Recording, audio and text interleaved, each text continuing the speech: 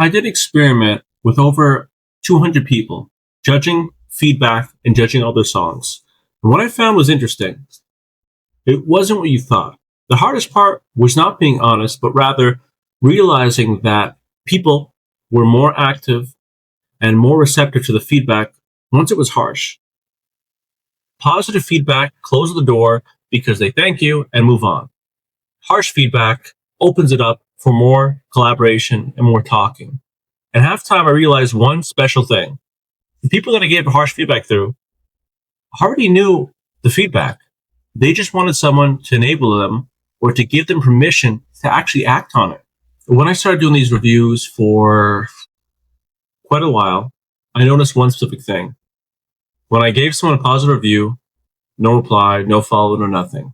When I was critical and specific to parts that they should improve, that's when the conversation actually started, and that's when I started gaining real followers. And the weird thing was, the people weren't opposed to the feedback I gave, whether I was specific to their genre or not. They realized one thing. People know their own mistakes, but they don't act on it unless someone gives them that permission. And it was weird because the response I would get was, oh, actually, I noticed the same thing. Okay, then why don't you fix it? If you know the problem, why not act on it? And the reason is the people you surround yourself with are usually people who want to be either on your good side or want to be nice to you. You don't need those people. You need people who are going to be honest to you and give you the, let's say, permission to be self-critical and actually help you make a real song. Think about it. Someone tells you your song's good, it goes to your head, or you're like, oh, whatever, my song is fine as it is. If you're going to make music for the public, you have to give them a reason of why they should listen to your song. Why are you so special that I spend time listening to you? It's not just you have a catchy beat, but what do you stand for? What's your music, etc. While some people can get popular off a specific song, it doesn't last. Do you want a one-hit wonder, or do you want a consistency of music that actually turns into a real career? Now, you need to think, how can your song be changed? And you have to be open to actually putting your song out there. The people I talk to, some are good, some are bad. Regardless, what I can respect is they tried. They put themselves out there, and I hope that they got something out of it. And many did.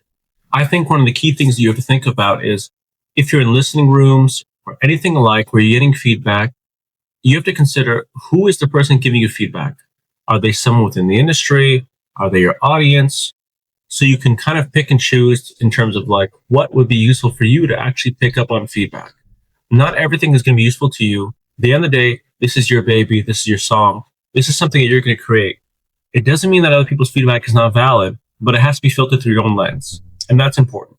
Following it endlessly or following it just because someone gave it to you is not what makes you an artist. What makes you an artist is to take outside feedback and filter to actually be effective to your actual style. One of the key things I found is, as a musician, your whole motivation is not to just be a musician and that's it. You have to network. And to network is not by spamming people and saying, listen to my song, but it's by being someone who's worth connecting with.